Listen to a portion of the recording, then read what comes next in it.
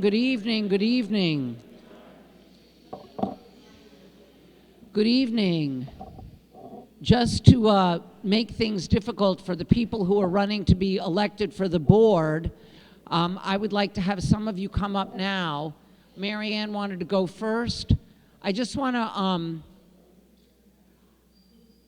Juli, our main speaker, literally speaker of the city council, Juli Menin, is going to be speaking to us.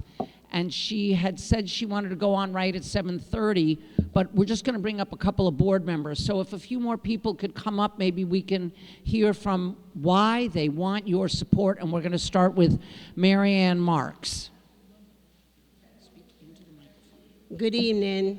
My name is Mary Ann Marks, and I'm a board member and a club member, and I'm asking for your vote tonight. Thank you. Okay, Chuck, let's go one at a time. Say who you are and ask for support. I'm Chuck Wall. I'm the guy who does the newsletter and all the e-blasts. I do all the hall cards, and you'll see me out on Broadway petitioning until you're tired of seeing me.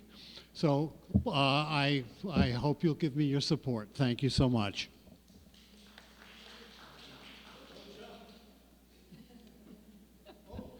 Hi everybody, my name is Tim Eckersley. I'd be happy to serve again on the board to keep on doing the hard work of democracy and to continue to fight against this atrocious regime in Washington. I thank you for your vote.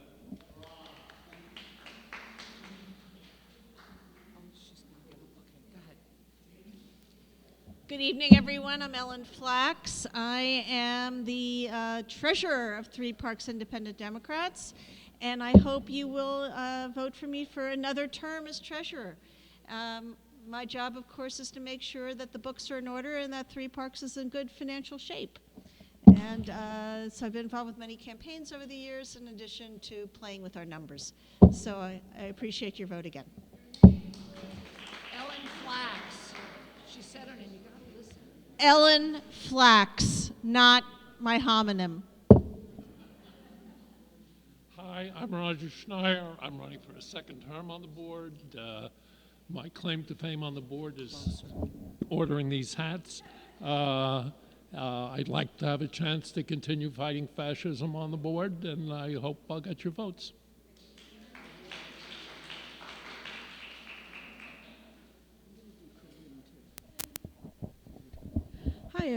Hello, on, can you hear me? Hi everybody, I'm Lorraine Zamora. Hello, Sean.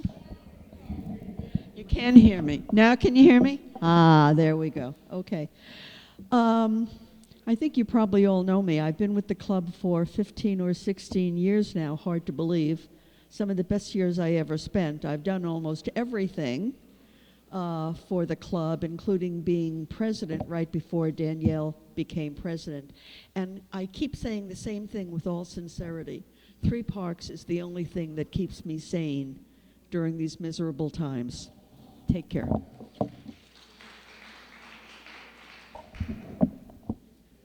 Hi everyone, my name is Shoshana Levinson. I'm a relatively new club member, but you guys have probably seen me in the corner over here running around with microphones and tape. My claim to club fame is doing sound and meeting recording with Steve and the rest of the sound team. And I've tabled with many of you and phone bagged with many of you, and I would really appreciate your support and vote for me as a board member. Thank you.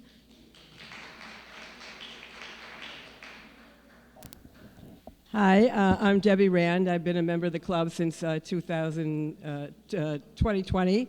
So some of you may not know me. Yeah, but I've been very involved in postcarding and petitioning and some of the sidewalk tables. And I've been living on the West Side since 1990 continuously. And I'm really looking forward as a new member of the board to, be able to contribute more, and hope you will vote for me. Thank you. Good evening. My name is Miriam Ruban, and I'm seeking your support for continuing to serve on the board and continuing to sustain our progressive activities.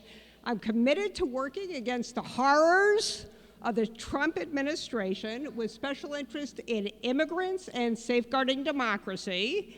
And supporting truly affordable housing is also a strong interest of mine. As part of my work with the board, I help with campaigning for candidates and petitioning. And also, I have connected people in our club to very important work in a swing district upstate, NY19. Midterms are coming, really important work to be done. Thank you very much.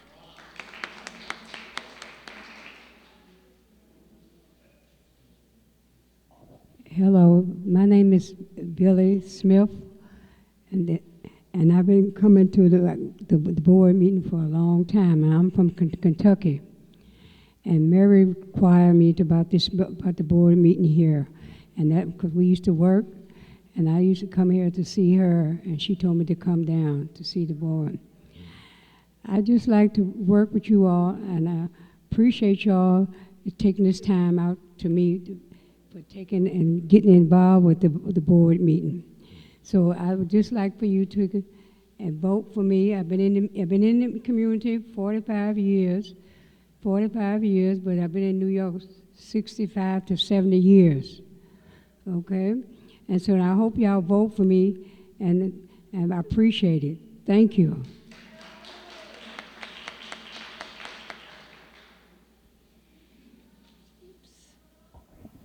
Good evening. My name is Mimi Dates. I've been a member for quite a while. I try to think. I remember going to the suburbs of Philadelphia for Obama's first term. I think that was my beginning of activity here with 3 Parks. My previous political activity was at City College, where I was a member of the faculty of the music department, and I organized a bus to go down to Washington to speak to our representatives. That was during the war in Vietnam. Right now, instead of talking about what I've done, I want to bring your attention to something that's happening in our sort of extended neighborhood, which is resistance singing at Riverside Church, to learn a lot of songs that we will then sing during the next march that's coming up. And I'll leave these on the round table in the back so you can read the information about it. This is Thursday, March 19th from 6:30 to 8 p.m., learning songs of resistance, which I'll bring when we march, I'll bring a pitch pipe. I can't schlep my guitar anymore, it's too heavy.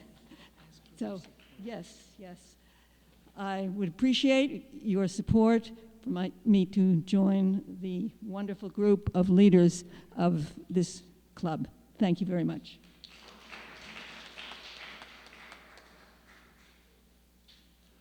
Hi, I'm Steve Max.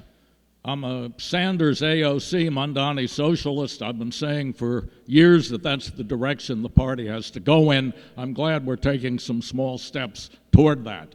My job with the club is webmaster and sound crew. I'm the tech backup for the database. Josh administers it, but I fix it. I'm also the chair of a new committee to investigate ranked choice voting for the club endorsements, and if you've been in a similar organization that does that, you should talk to me about it. I've been out every weekend petitioning, and before that, campaigning. I hope you vote for me. Thank you.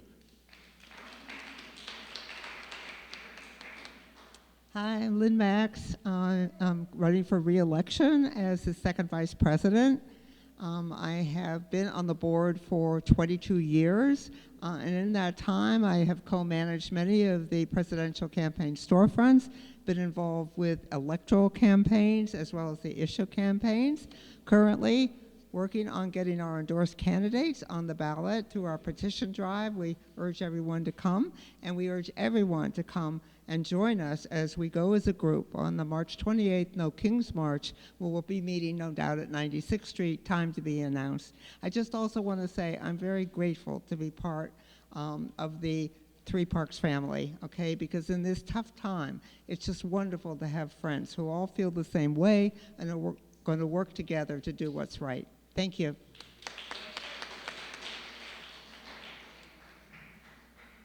I'm Wendy Diller, and I am a longtime member of Three Parks, and I've been on the board for a while, and I hope you'll endorse me.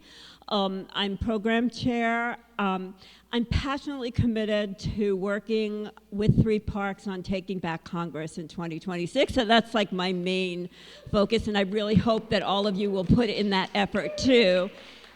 Because we can, there are many things that Three Parks is doing, but I will say that you can complain and be upset and cry, but it's really the energy that's going to go into this year that's going to make a big difference. And I'm also very committed to working for local government officials that we respect and value our interests. And I hope you'll endorse me. Thank you so much for the opportunity.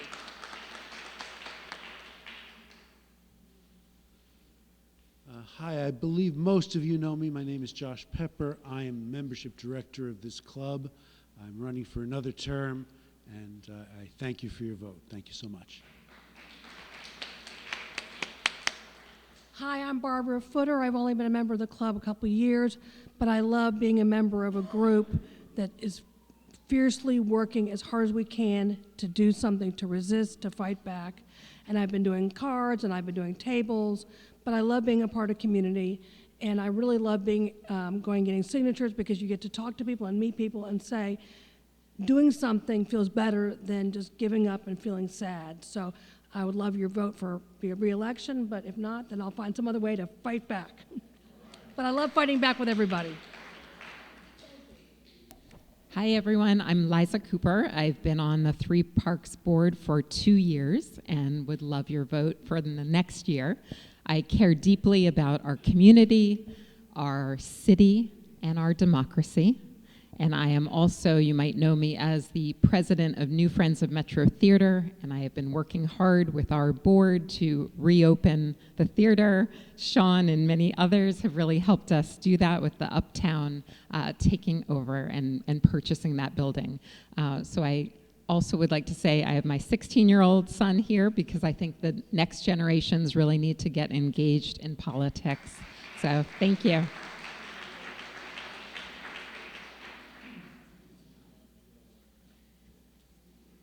Hi, I'm Michael Stern.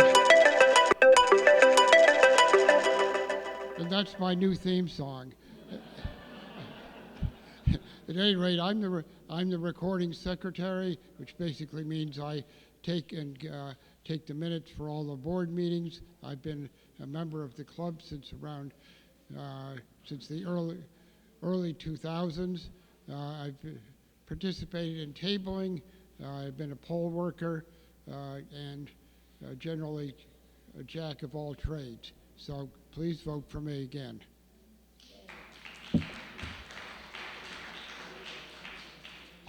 Lynn and I are back up to speak on behalf of 3 board members who are not able to be here tonight. One is Corinne Constantine, who joined Three Parks with the Clinton, who ran with Clinton? Kane. Can't read my own writing. With the Clinton-Kane campaign. And then she joined the board, and then she was with us for all of the storefronts since then.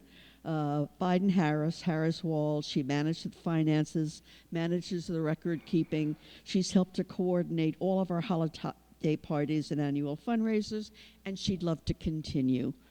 I'm also speaking on behalf of Lois Safian.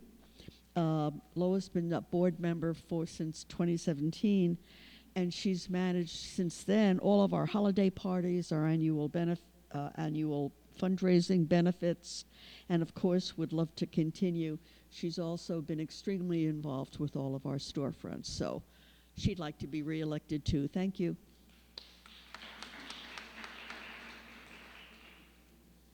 I'm back speaking for, can you hear me? Speaking for Irene Schreier, who also has been an active club member for over 20 years. Okay. Can you hear me now? Yes. Right, okay. Speaking for Irene Schreier, okay, who has also been an active club member for over 20 years and has been involved with all of our activities. The thing about Irene, okay, is she always will help out. whether it's establishing a phone bank for a candidate in Staten Island, okay, whether it's leading a group of protesters to a march, petitioning, or bringing supplies down to the summer picnic. She's always there to help. She's a wonderful board member, and she asked to be reelected. Thank you.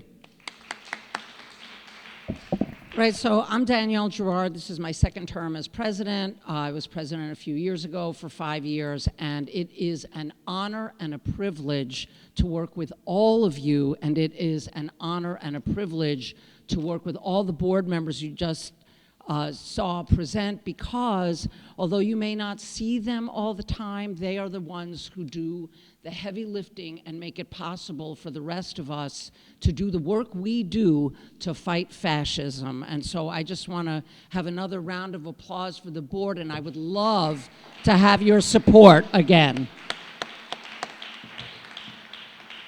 So I'm going to tell you about a few things. Speaker Menin will be here shortly, but I just want to tell you, round up a few of the things that were mentioned by the people who just spoke.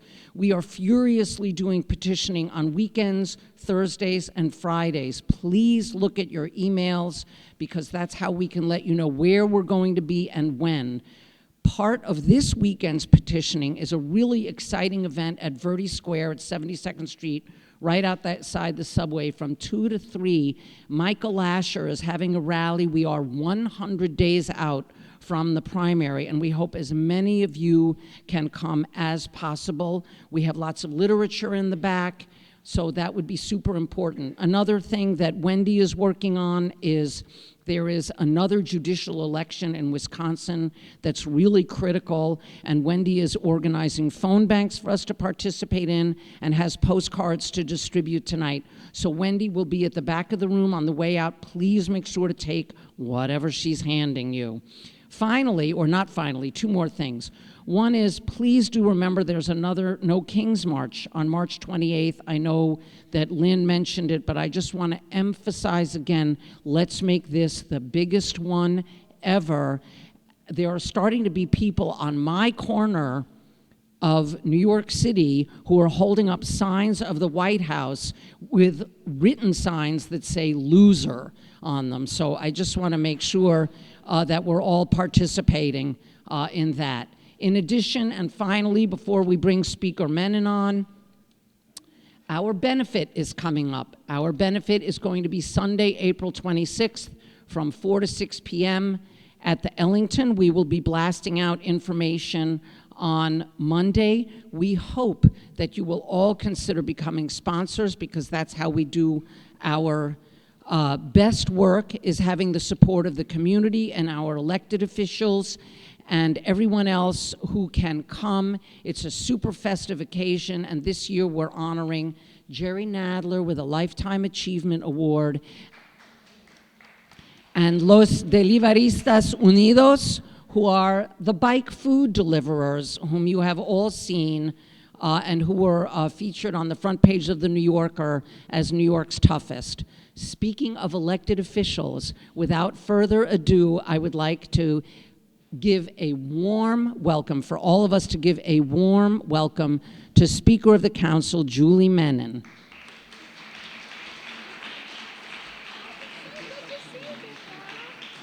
Thank you, Danielle, so much. So I have known Danielle, I think, for, I'm not to date myself, like probably 20 years. And I think the first time I came to Three Parks was probably 20 years ago in this very room. So it's really great to be back here with all of you and with your majority leader, Sean Abreu.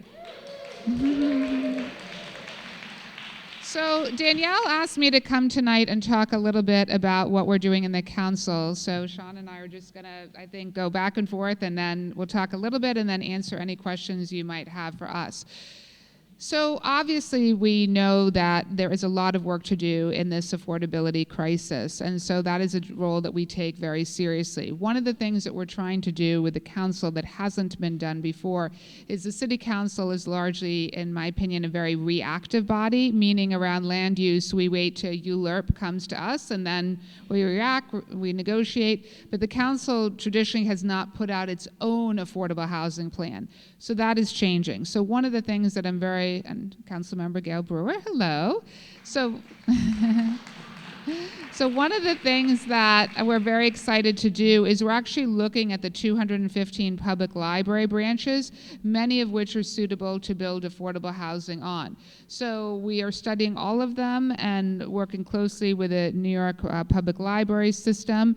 This is a win-win because we can do capital upgrades to some of the libraries that need them and build affordable housing on top of it. So we will be releasing our plan in the coming weeks, and I think that's a real way that we as a council can be a partner in the affordability crisis.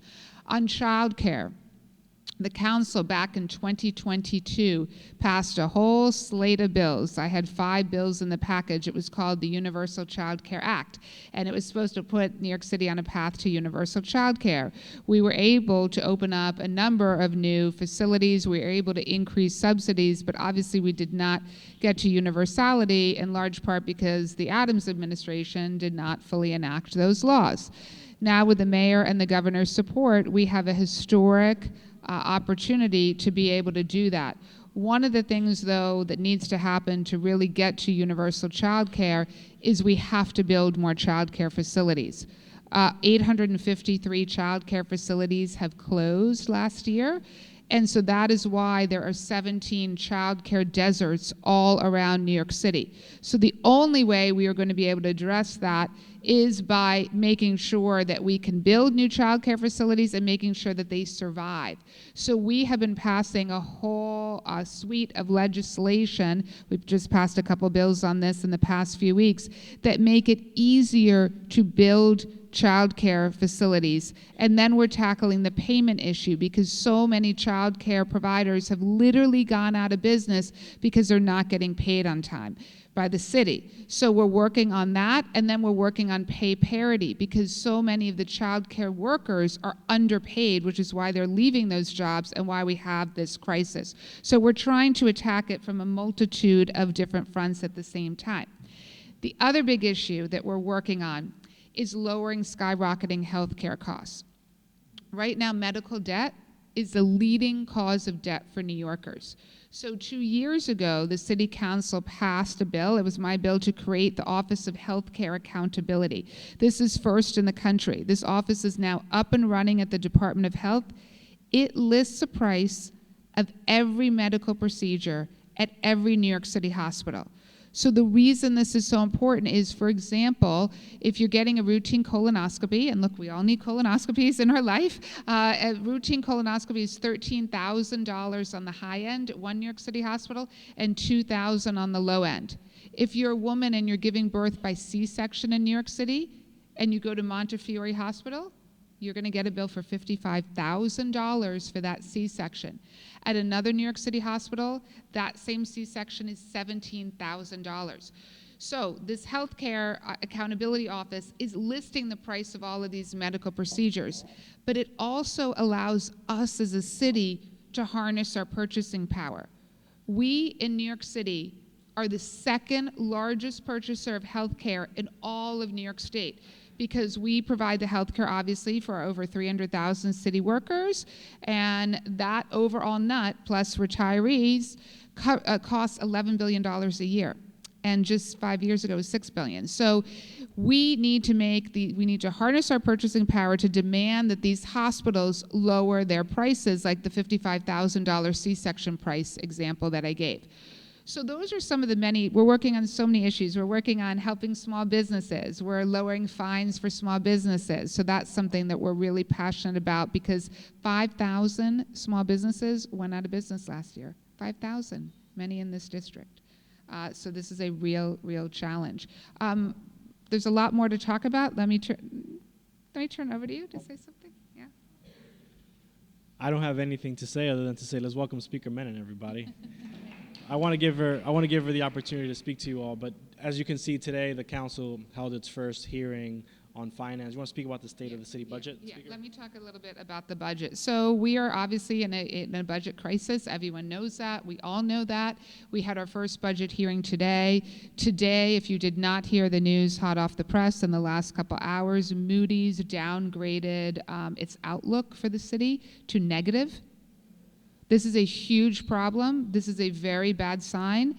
And they did it because of the potential but because the preliminary budget talked about raiding the rainy day funds. I know Gail is nodding on that. We cannot raid the rainy day funds. So the council has been unequivocal. We put out a statement on Monday saying no to raiding the rainy day funds.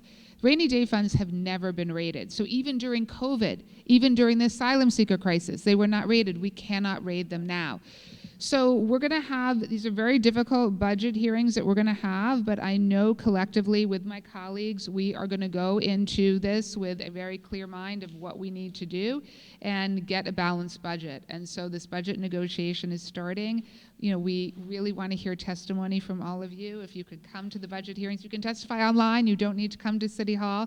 We would really welcome your testimony as we look to balance the budget. And we're happy to take any questions. Do you want us to take questions? Okay, we're happy to take questions.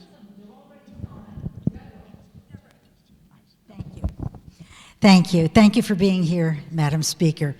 As an animal lover and advocate, I want to thank you for forming the Animal Welfare Caucus, or I've heard you are beginning to form it. And I want to ask you, since the city animal shelter where I volunteer is bursting at the seams with animals, many of whom were there because of housing issues, do you think that this new caucus will be, and Sean too, I think you're going to be involved in this. Do you think that this new caucus will be able to pass a law that will keep landlords from prohibiting pets in all kinds of housing in New York City, which will keep people from having to surrender their pets? Yeah. Sean is saying we have a bill on that subject, but I'll say one thing about the Animal Rights Caucus, and then if you want to talk about the bill. So for those who don't know, we created the City Council's first ever Animal Rights Caucus. It's chaired by Councilmember Harvey Epstein. It's so exciting. I have to say, people are thrilled about this. I mean, immediately, I believe on the first day, 10 council members signed up to even join the caucus. We are open to any idea to protect animals in the city. So we're actually, the caucus is looking for ideas. Do you want to talk about the bill that? Yeah. There's currently and you have brought this to my attention numerous of times. We have to figure out who's actually first in time on it. But it's a bill that I have personally been supportive of. But in addition to that, I just want to bring to your attention, I also carry legislation that Voters for Animal Rights is supporting that would make pet sick leave also be covered under the workplace. So many people take so much time out of work and they don't get paid for it. We know that our animals are our loved ones, and so we're hoping to take that across the finish line. Also, it makes making pet ownership easier is also, we know that that's important because of the mental health benefits as well. We also need to make spaying and neutering a lot more cheaper. We do know that we have a lot of animals on our streets, and we need to address the reproduction aspect of it. Good evening. Does it sound okay? Is it on? Thank you for coming. My question has to do with something I was reading about called the Safer Homes Act, introduced in the council with many supporters, and I would like to hear you talk about that, please. Sure. So that is a bill by Councilmember Piarina Sanchez. It just had a hearing this week, so it's literally going through the legislative process right now.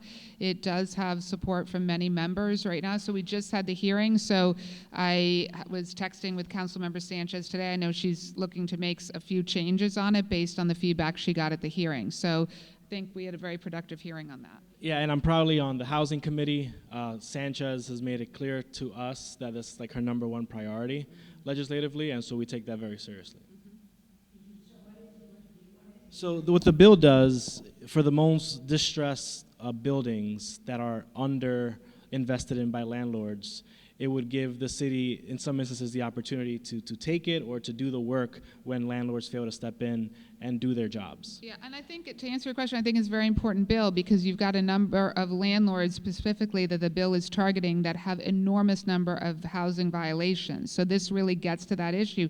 They've just been ignoring these violations. They haven't been paying the fines. So this is a way directly that we can target those landlords. So I'm very supportive of that concept. Great. My understanding is that those landlords also owe a lot of money to the city. Yeah. And it would be a way to collect it. Exactly. It would be a revenue generator. That's exactly correct. Thank you for raising that. Thank you for the question.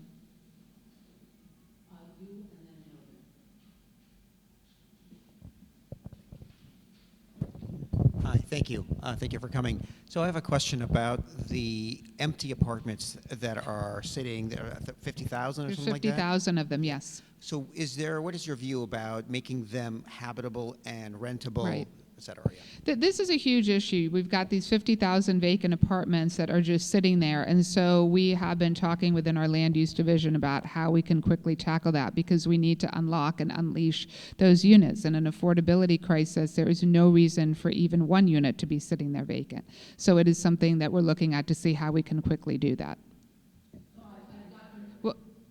Well, we have to figure out the approach to do it first. That's what we're looking at. It's how we get, it's obviously going to be a negotiation with the administration and how to quickly get that done. So it's something we are very focused on, I assure you.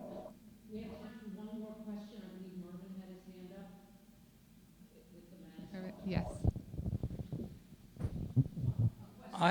I've heard that the teachers are not very happy with the new medical plan that's being foisted on them.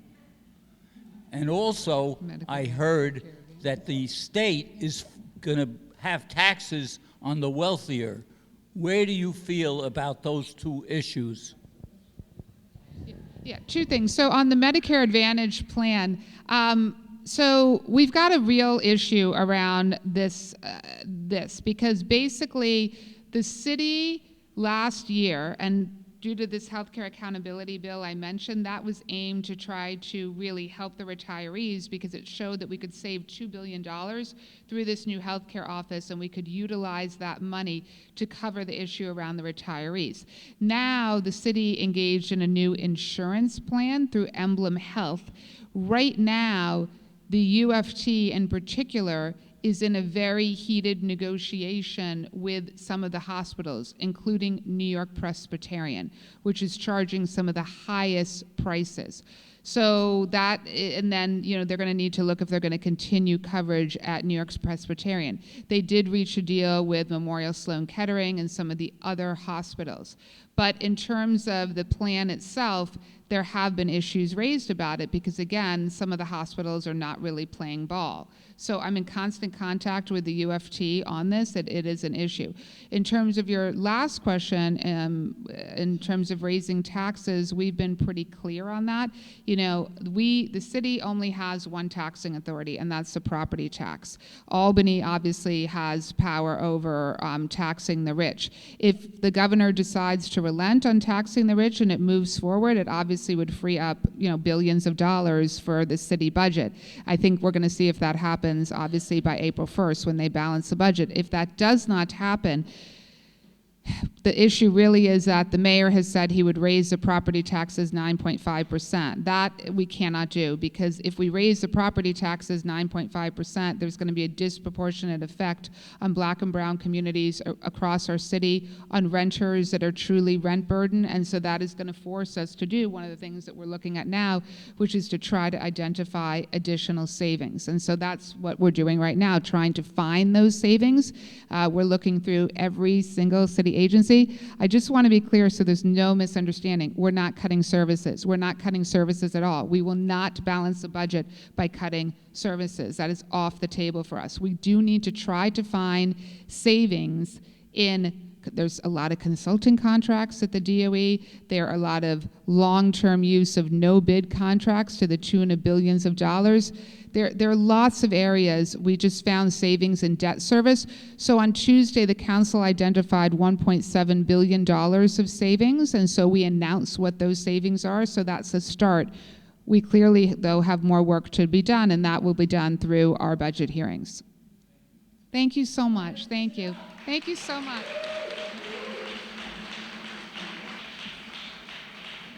Okay, so let's give it up for Eli Northrup, our endorsed candidate.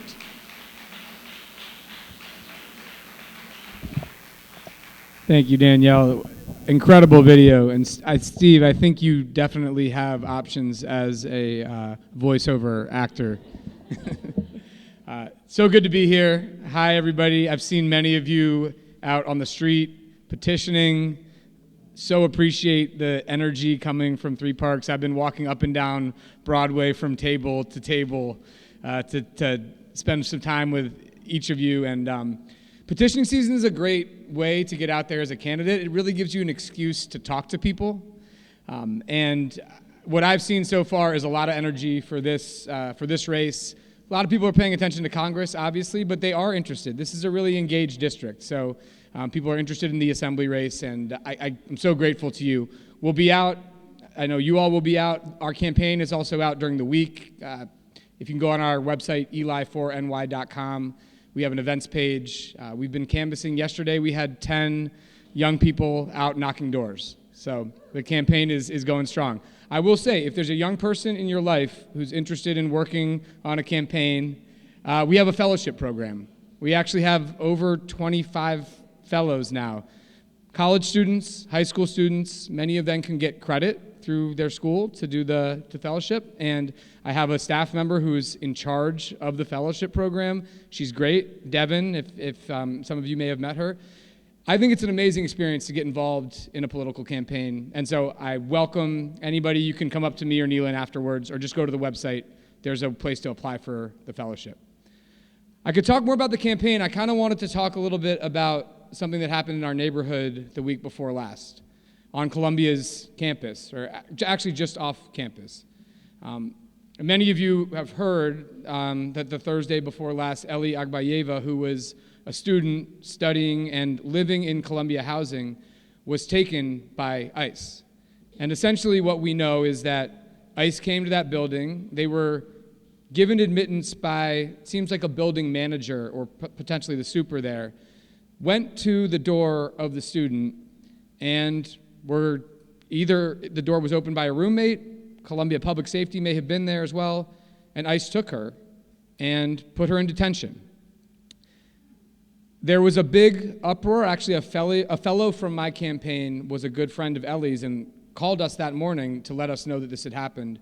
Immediately, people reached out. An attorney was found. There was a rally at the gates at Columbia by noon. It was a really amazing outpouring and response from this community that went all the way up to the mayor and the governor.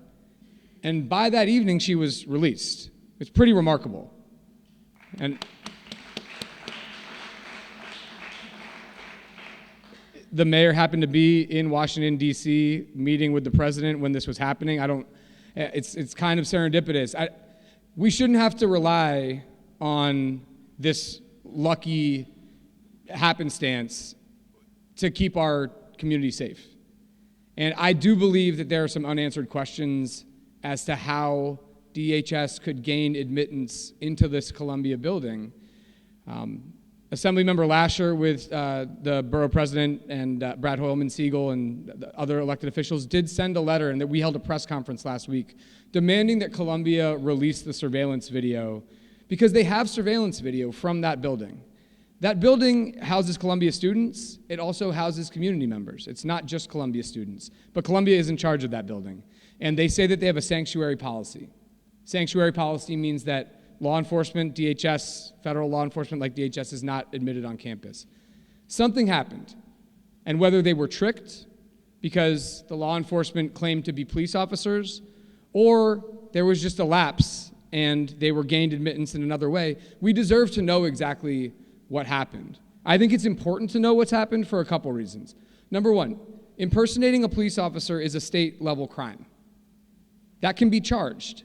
And in this time where we have ICE agents acting without any kind of accountability, if in fact you had an agent pretending to be an NYPD officer saying that they're looking for a 5-year-old child, which is what Columbia says happened, then there is an investigation and a potential charge against those ICE agents.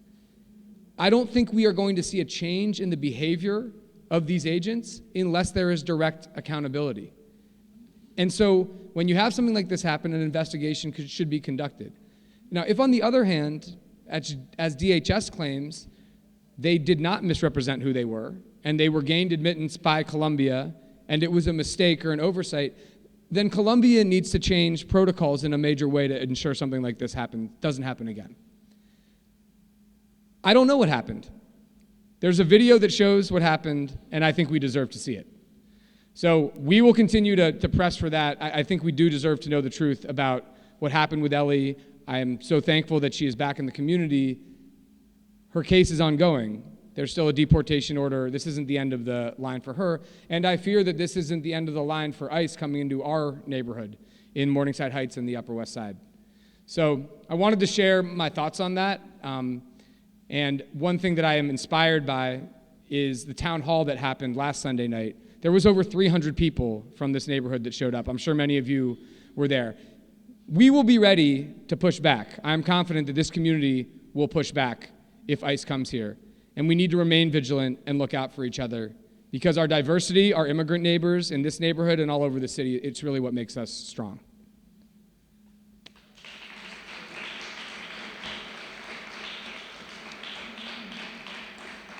I'll stop there. I'm happy to answer a couple questions if people have them about petitioning or anything else. Yes. Well, quick question. Have Columbia provided any reasons why they're not releasing the video? Yeah, they say that they have a policy not to release such video. I think that policy there's been exceptions to that policy in the past where they have released video. I will say that the NYPD responded to the scene while ICE was there. And part of our demand was that NYPD release the body cam footage from the officers in the 26th precinct that responded. They did that on Friday. And you can watch it, it's online now. The NYPD officers come to the apartment, a Columbia public safety officer is there, and there's 4 ICE agents there. And the NYPD goes and they ask the ICE agents for ID, they identify themselves as Homeland Security, 2 minutes later the police leave. And that's all that happened with the police. So we've got some part of the story which actually seems to contradict a little bit Columbia's version of events, but they're saying that they have a policy not to release such video. Yeah, I don't think it's in the interest of the community. Where do you stand on increasing taxes on the rich? Where do I stand on increasing taxes on the rich? Yeah, I think I'm in favor of it. And there's many things. In order to make this city affordable for the working people that need to be living here because they make this city run, I think part of that is universal childcare, universal health care. Things like that require a budget. It can be a pie-in-the-sky idea if you don't actually have funding for it. And I think, the rich could pay a little bit more, corporations could pay a little bit more, and we could accomplish goals to make this city more equal for all of us. That's my stance.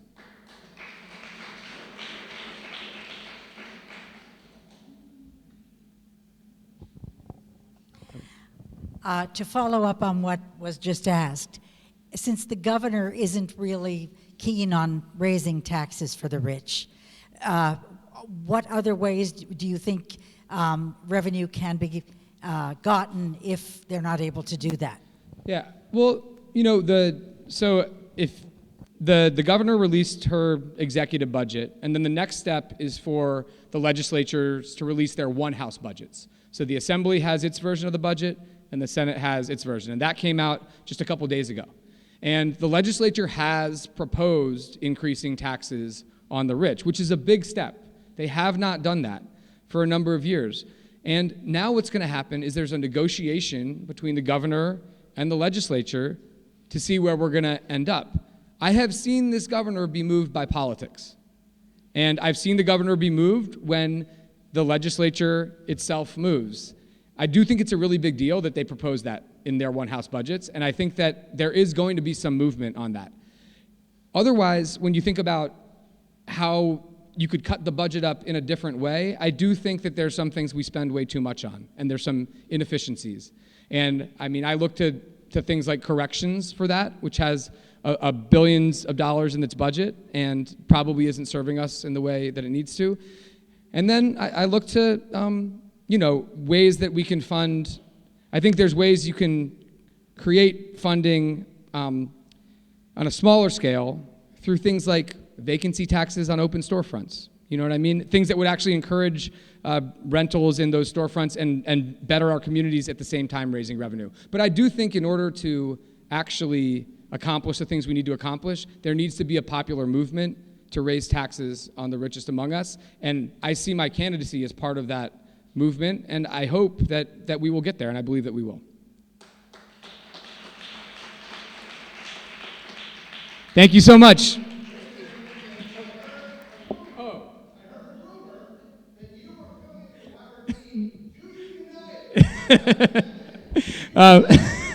I do not deny it. Yes, we are having a Zoom conversation with Howard Dean tomorrow night. We'll make sure to distribute the information. It's also on my website. Howard Dean's daughter, Ann Dean, is a law school classmate of mine and worked with me at the Bronx Defenders for many years and is a wonderful person. And so I've known Howard a bit. He's endorsed my campaign, and he's happy to share his thoughts, and there'll be time for questions from the audience. So I encourage you all to attend. It's tomorrow night at 6 p.m., I believe. On Zoom. It's on Zoom. One more thing. I thought this is what you were going to say, Dan. I am also close to filling a vacant storefront in the Mamas 2 area, and hoping that will be the office for the campaign. We're still talking to the landlord. Dan put us in touch. It's one of the areas near the storefront that you all had. So stay tuned for that. We will be asking for donations of furniture if you have anything you want to give to the campaign for a bit. Okay, take care. I want to remind those of you who may have forgotten, but this club endorsed Howard Dean when he was running for president, so yay, yay.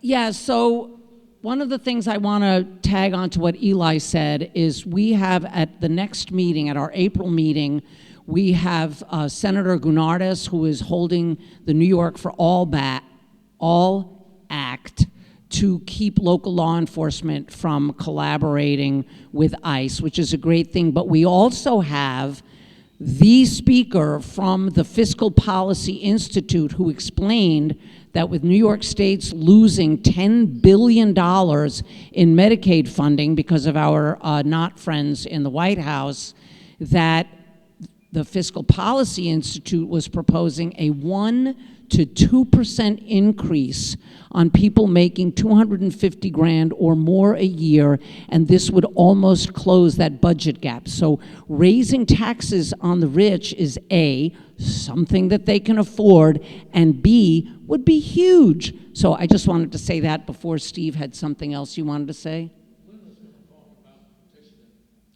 When? Right now? Okay, so Lynn's going to tell us more about petitioning. Teresa, did you want to do something also, or was that what you were trying to tell me?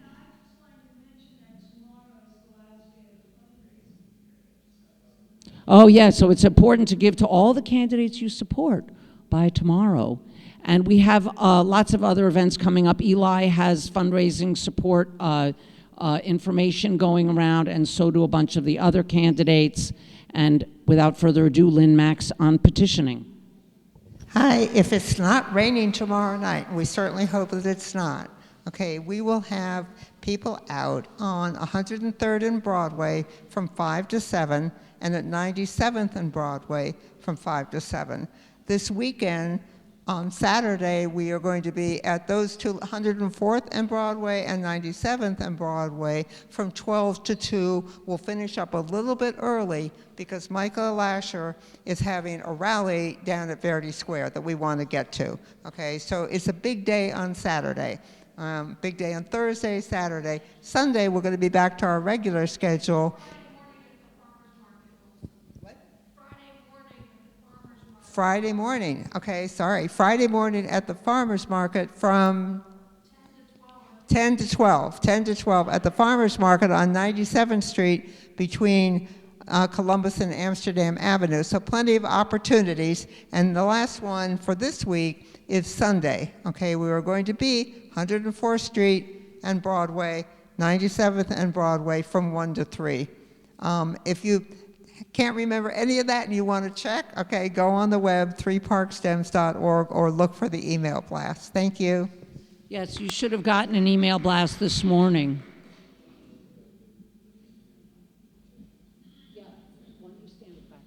So Chuck is at the back door. Each petition has, I believe, 10 signatures on it. It's easy to get them. You can sit in your lobby and get them. So Chuck's going to come back right now and hand them out. Please, if you each take a petition, this is super important. It's a lot of the work we do, and it's why the elected officials come to see us, because we are very good at doing this. The idea for some of the offices, you have to get 1,500 signatures. We like to get 5,000 because then we can be really overwhelming. So thank you all for coming. Thank you all for your support. I hope you all voted for all of us. And we are adjourned. See you on April 11th with Senator Gounardes. Thank you.